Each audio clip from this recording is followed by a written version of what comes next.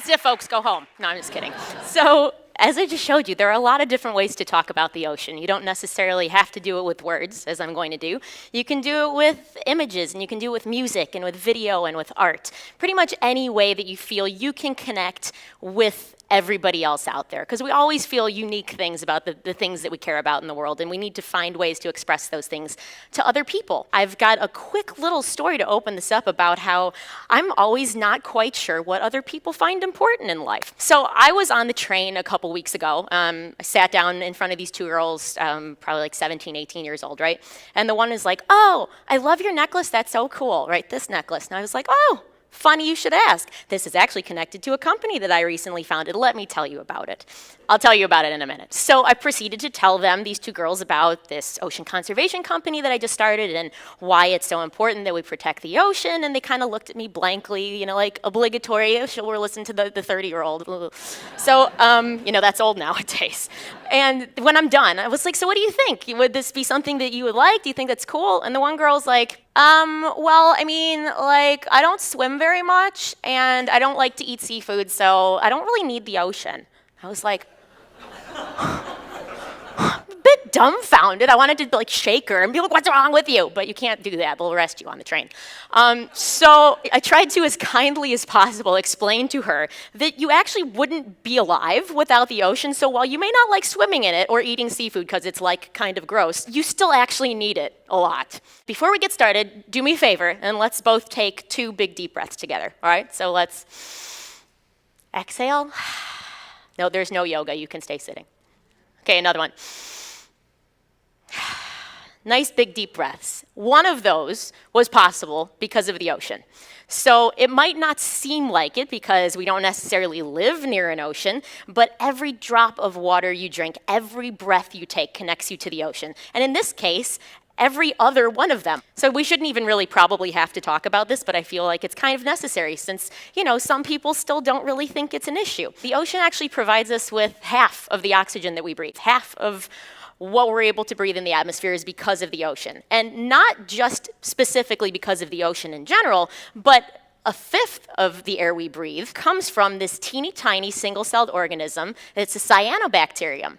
And now get excited, it's a great name. Okay, it's super catchy. Wait for it. Prochlorococcus. I know, it's got a nice ring to it. This little creature, which we can't even see, is responsible for 20% of the oxygen that's in the atmosphere. So every 5th breath you take is because of this little creature. This isn't something you'd ever even really think about or that factors into your daily choices, but we wouldn't be able to do what we do as humans without it. The ocean gives us oxygen. That's a biggie. It actually regulates our climate. It's huge. You know, it takes up 3/4 of our planet. So it functions as what we call a carbon sink. And a carbon sink is essentially just any ecosystem that holds on to more carbon than it releases. So the ocean does this by sequestering it in the form of ocean plants. Photosynthesis, essentially. It's plants that absorb all of that carbon and the nitrogen in the water and then use it to create their tissues. So places like kelp forests and seagrass beds and mangroves, all of these extremely important coastal and deep water ecosystems function to hold on to that carbon so it's not released and everywhere in the atmosphere. It's estimated that the ocean, since the Industrial Revolution, has absorbed about 1/3 of all of our carbon emissions, which equates to about 525 billion tons of carbon that now inhabit the ocean. So we have the ocean to thank for a world that's not a hell of a lot warmer than it already is. So it regulates our climate. It feeds us. Actually, $21 trillion worth of food is what it provides us with globally annually. It provides the main source of protein for 1/4 of the world's population, and especially people that live near coastlines. We have an annual catch of about 170 billion pounds. Now that sounds like a nutty number and it's kind of hard to visualize something like that, but it's actually the entire human population of China. Every single year is what we take out of the oceans. And I don't know, maybe that sounds like a reasonable number. Maybe it doesn't. But, you know, this is what we have to try to find out. So it feeds us. It gives us a ton of jobs. In 2014 alone, just in the United States, this whole ocean economy concept, the ocean economy contributed $352 billion to the US GDP and provided over 3 million of us with jobs. So these are all marine-related jobs. Actually, 1 in 6 jobs in the United States are marine-related. And globally, between 10 and 12% of the world population, so hundreds of millions of people, depend on aquaculture and fisheries. So gives us lots of jobs, and not just in the fisheries department, but we can see that it's in our tourism and our recreation. This whole idea of tourism and recreation as a job sector makes up for about 72% of the ocean economy's total employment and 31% of the GDP. So tourism and recreation is important too. It's not just what we can extract, but it's how we enjoy it. You know, surfing, scuba diving, boating, fishing, anything like that. That is part of this tourism and recreation idea. And then further from that, you can't really enjoy the environment unless it's clean and unless it's healthy for us to be in. It's been shown actually time and time again, this concept of having a blue mind or having ocean on the brain actually makes you a lot better of a person. Science has showed for well over a decade that water makes you happier and healthier and more connected and more empathetic, and it just makes you a better person overall. You're more content, and not just because we're usually on vacation when we're near the water. They've factored that in. But yeah, the ocean makes us better people, so it's a good reason just for that to want to protect it. The ocean is facing a lot of threats though, and the problem with this is that all of these are caused by us. The good part about that is, though, if we cause the problem, we can also solve it. So I just want to kind of do a quick run through of some of the issues that we're having. So there's overfishing, there's pollution, there's habitat destruction, climate change, the acidification of the ocean that goes along with that, and unsustainable coastal development. So I'm just going to try to touch on a few of these issues without getting too in-depth or making anyone cry. So that's why I'm not showing pictures, no tears. So overfishing is essentially just the concept that we're taking too much. This is an easy thing to do when you have a massively growing population like ours. You just need to feed people, right? So you just keep taking. Slightly more than half of the world's fish stocks are completely overfished, overexploited. Another 30% are on their way to being fully exploited. So we've got less than 20% of the world's fish stocks that are even reasonably sustainable to eat from. It's not a very good number. And then when we're talking about our large fish, things like tuna and swordfish and halibut and cod, all the large animals out there, actually 90% of them are gone already. So they're down to less than 10% of their historic populations. Yet we still keep eating tuna and we still keep eating swordfish. You know, it's this whole concept of wildlife versus food, and where do we draw that line? It made me think of that when we were watching everything about whales before, and how when you let people hear what whale songs sound like, you relate to them, you connect with them. And I think we really need to start doing that with fish. I mean, tuna might not be able to sing us beautiful songs, but they're critically important parts of the ecosystem. So overfishing is a big one. Pollution. Pollution can come in a lot of different forms. We could be talking about carbon pollution from burning fossil fuels. We could be talking about actual physical chemical pollutants that leak into our oceans from chemical and landfill and industrial practices. Or we can talk about actual physical pollution, like pieces of plastic, and that's, you know, where we get into the plastic debris issue. Not just garbage in general, but plastic. Kind of a crazy number. We dump about 8 million tons of plastic trash into our ocean every single year. Now, again, it's a nutty number and kind of hard to visualize. And it's actually about the same as 19,000 fully loaded Boeing 747s. So imagine 19,000 huge airplanes of trash dumped into the ocean every single year. It's like, it's hard to think about, and where does it all go? I mean, it all has to go somewhere. Some of it sinks, some of it floats, some of it forms these huge garbage patch islands that are the size of Texas floating around in the Pacific, and some of it breaks down into microplastics. And those are actually some of the bigger issues for such a small thing, because that means the plankton and the small fish are eating it, so it's entering the food chain, and we eat fish. So essentially, we're eating plastic. And if we keep up with this 8 million tons a year, it is projected that we will have more plastic than fish in the ocean by 2050. Like, that's not far away. This is a rapidly approaching timeline, so we really need to pay attention to what we're doing. Habitat destruction, that's kind of an easy one. So much of it happens underwater, though, that we don't see. And so much of that comes from the fishing industry. These huge industrial fishing vessels will come in with these trawling nets. So there's sometimes a mile or 2 miles wide of a net. And they sink them with huge weights on the bottom and tires, and they drag them across the ocean floor, which is a very efficient way to catch absolutely everything, but we don't eat everything. So you wind up with huge amounts of bycatch, things like seabirds, sea turtles, dolphins, other marine mammals, all manner of creatures that we would never eat. And we're taking all of this out just to get what we want out of it. So there's the habitat destruction issue. And then there's climate change. Obviously, that's kind of a big one. We could spend the entire rest of the day just talking about that, but we're not going to. Essentially, the issue there is just that our climate is changing rapidly, especially too rapidly for us to adapt to it. And our oceans are warming, and this fuels large storms. Not that we don't always get storms, but they're worse when the water is warmer. It also causes bleaching in our coral reefs. A year and a half ago now, the Great Barrier Reef bleached. It experienced its worst bleaching event that's ever been recorded. 90% of the reef bleached. I mean, this is considered one of the 7 natural wonders of the world. Like, you can see it from space, and you could see from space that it was bleached. Like, this is an undeniable issue, right? And coral reefs are extremely important habitats, not just for fish, and they're not just nursery habitats for marine animals, but they provide protection to islands from storms and from wind. Actually, 90% of the wind and wave energy from storms is absorbed by coral reefs and mangroves. So without that, islands pretty much are devoid of their natural protection, islands and any coasts, actually. So climate change has a lot of facets that affect us. It's not just things are warming up, it affects everything. Then there's acidification, and this is just the concept that we're adding too much carbon dioxide that's getting absorbed into our oceans. Now, as a carbon sink, that's what the oceans do. They absorb it, and that's a good thing. But when they absorb too much, the pH starts to drop. They get more acidic. So it doesn't sound like a lot when you say, oh, it's decreased 0.1 units since the Industrial Revolution. You're like, pfft. 0.1 unit. Well, when you remember the pH is a logarithmic scale, that's actually 30%.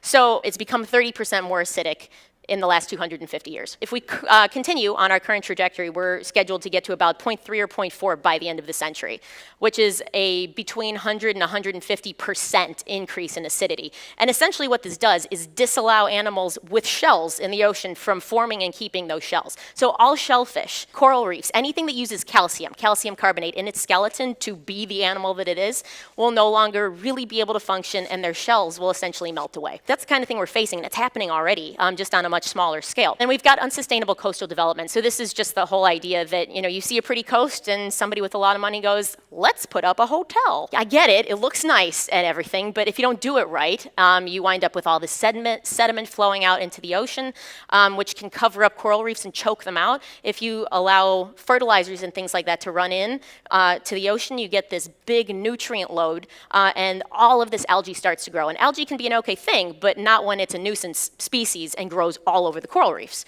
So, the ocean's facing a lot of problems, but like I said, we caused all of them. So theoretically, we should be able to fix all of them. We just need the willpower to do this. How do we show people that we care? How do we do these things? Well, almost always it's through some sort of investment, whether it's your time or your money or changing your behaviors, but they're all extremely effective ways of inciting change. So if you want to put your time into something, you can do a beach cleanup, you can volunteer to clean up some other ecosystem that needs it, and there are plenty. Just learning, educating yourself more about what's actually going on out there, so you have the tools to make better choices. You can always donate money or sponsor causes. That's a simple way to do it. And you can spend money with environmentally responsible companies. If you really feel that something's important and you want to do what's right globally and for everyone involved, you're probably going to need to spend a little bit more money on it. Like, you might not get that $5 t-shirt, you might need to spend $35, but you'll know where it came from and who made it, and that it didn't enslave someone in order to do it. And we really don't face too many different issues when we talk about things like sustainable seafood and where our packaging comes from. For example, you don't want to be buying farmed shrimp from Asia because they probably ripped out an entire mangrove in order to grow that shrimp.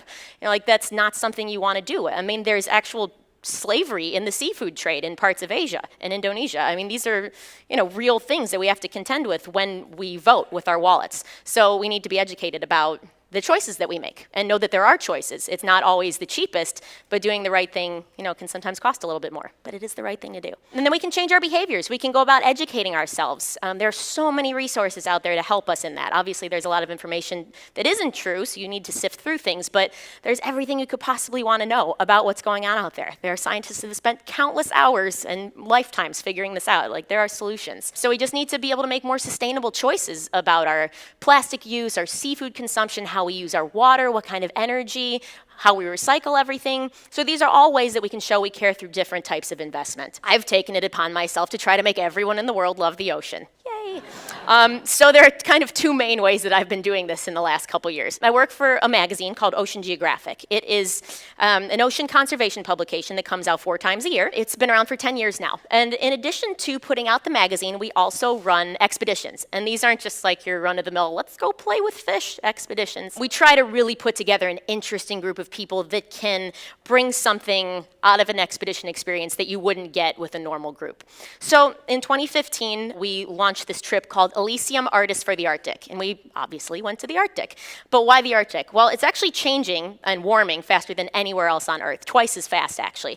And it's one of those places that climate change is visible with the naked eye. You're not talking about, oh, well, you know, over the past 85 years, these things we've been monitoring with satellites, people are like, yeah. But when you go there, and then you see icebergs calving, and you see chunks of glaciers falling off, and everything's melting, and polar bears are scaling cliffs when they should be walking on ice to get food, you know, like, it's very visible, it's very obvious, it's extremely hard to ignore those sorts of things, which is why we really felt like we needed to go. So the whole point of the Elysium expedition was to inspire a greater understanding and appreciation for this polar cold part of our world and draw attention to the impacts of climate change. And like I said, it's happening right in front of you, so it's really not that difficult to notice. So what we did is we took a team of 65 people, really interesting group. It wasn't just your usual photographers and that's that. So we had photographers, videographers, fine art artists, musicians, composers. I dragged my violin all the way to the Arctic.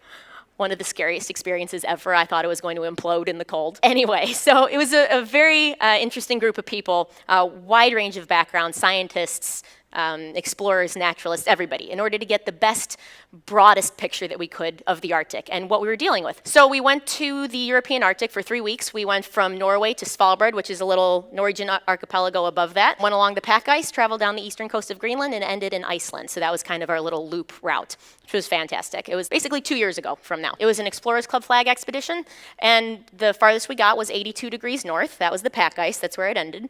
And one of the cool things about this wasn't that we just went there, because it seems a little bit ridiculous to take a 240-foot icebreaker to the Arctic, burn all of this fuel, and be like, but it's for climate change. Yeah, not the best idea. So we wanted to make sure that the expedition was carbon neutral. We wound up deciding to auction off the last space on the trip. So this was kind of like our little creative, how are we going to do this that's different from everybody else? So yeah, we saved the last spot on the expedition and sold raffle tickets, essentially, for $50.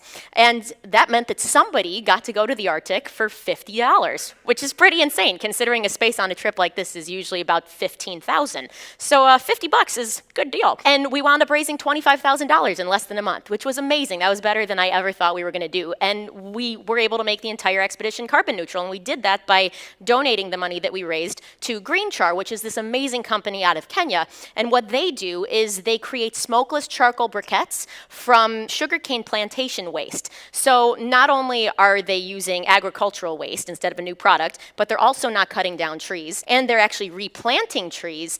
And the women in the villages there are always cooking in these little enclosed huts with very smoky wood, so they all have lung problems. So by switching to a charcoal briquette that doesn't have any smoke, you're shifting the burden off the women in the village from having to deal with this sort of medical problem just by living daily life. So incredible company. We're so happy to be able to partner with them. So we've already had an exhibition that was in Singapore. That's where it opened earlier in the year. It is moving to Australia in 2018, a much larger scale version of it actually, which is pretty exciting. We released our book a couple months ago, which turned out beautifully. And we've got a couple other projects in the works. We're working on a documentary, and from there, I'm actually working with a group in Chicago called the Seldums, and we're going to be putting together what I hope will be an absolutely spectacular multimedia presentation with dancers and images and music, just this way to kind of envelop people in the idea of the Arctic. So you're not just seeing images, but you're transported there by what you're seeing and what you're experiencing. That's pretty exciting. So the next one is Blue Ring. So this is the thing I was telling the girls about on the train who were completely disinterested in the ocean. So Blue Ring is, I think, a really fun initiative. So this has been my way of trying to make ocean conservation accessible and fun for anyone who wants to be part of it. So Blue Ring is essentially this. It is marriage to the ocean. So my definition of marriage, in this case, spelled differently, you see, is a lifelong committed relationship with the sea. And your membership does this. It's a $25 annual membership, and you get to marry the ocean. Isn't that fun? And I actually trademarked the word marry, spelled M-E-R-Y, like mare the sea, because I didn't want anyone to get all uppity with me about how you can't marry something like the ocean. I was like, but you can, it's a different word. So you can now marry the ocean, and I'm sorry, not I, the ocean will send you a ring. this lovely little blue ring that I'm wearing, or this lovely pendant, either way, merchandising. So whichever you like, because not everybody does rings. Anyway, it's a way of showing off your commitment to the ocean and kind of creating this community spirit around wanting to protect something that's so critically important to life on Earth. That's Blue Ring. You can marry the ocean now. Yay! So it kind of all boils down to this quote. I'm sure you've probably seen it before by Senegalese environmentalist Baba Diom. It says, "In the end, we will conserve only what we love will love only what we understand, and we will understand only what we are taught." And it's just kind of this concept that you can't care about something and you can't want to protect it if you don't understand it or you don't even know it's there. In the case of the ocean, most of it is that we don't even know it's there. And so that is why this exploration component is going to be such a huge part of Blue Ring. So the first goal for year one, I launched it on World Ocean Day this year, June 8th, is to get 200,000 people to marry the ocean in the first year. And that'll raise $5 million, and it will build 2 of these amazing submarines. They're going to be called Hope 1 and Hope 2, and they are 1,000-meter submersibles that can take 3 people down to ocean depths. Now, this is not a new concept. Subs are not new, but the idea of them being available to any citizen anywhere on Earth is definitely new. So submarines are generally available to people with a lot of money, either the military or special interest groups or mining and deep sea drilling, people that have a lot of money invested in harvesting our natural resources. And that's not what these are for. These are citizen submarines that are meant to show everyday people, us normal folks, what it looks like down there, because you can't possibly care about something if you've never seen it and you don't even know it's there. So that's why submarines are the first project. There will hopefully be many projects since this is only year one, but this is where I'd like to start anyway. This lady is probably the reason I do what I do. Her name is Dr. Sylvia Earle, and if you don't know her, please look her up. She's actually on the cover of Time magazine right now, and she was on the cover a couple years ago and was named Time's first hero of the planet, kind of a big deal. And she was also the first woman to be the lead scientist at NOAA, the National Oceanic and Atmospheric Administration, which is very much a good old boys club, so kind of a real turn of the tables in the 80s, exciting stuff. So she's now 81 and still has more energy than probably all of us in this room put together. She's incredible. So she always says, no ocean, no life, no blue, no green. And that we need to protect the ocean as if our lives depend upon it, because they do. This is not just a figure of speech. We wouldn't be here without the ocean. So Sylvia is a major inspiration. I'd just like to leave you with this closing concept of if the ocean could talk, what would it tell us? The ocean has a lot of stories, and the ocean has a lot of ways of showing us these stories and communicating them with us, but we're either not listening or not paying attention or aren't speaking the same language. It's not that the ocean isn't saying anything, it's that we're not hearing it. So we need to find ways to talk about these things that engage everyone, which is why, I think it's so important to lead expeditions, to go places and see them in ways that we haven't seen them before, and to explore and not always be looking up into the sky. That's not the final frontier. It is right here, 7.5 miles below the surface of our Earth. We have got so much open blue space that we don't even know what to do with it, and we need to go find out. So the point here is that I am taking it upon myself to try to be the voice of the ocean. And that's something that every single one of us in this room can do, every person who cares about this can do. Let's all get together and be the voice of the ocean. It's time for us to be loud. Thanks.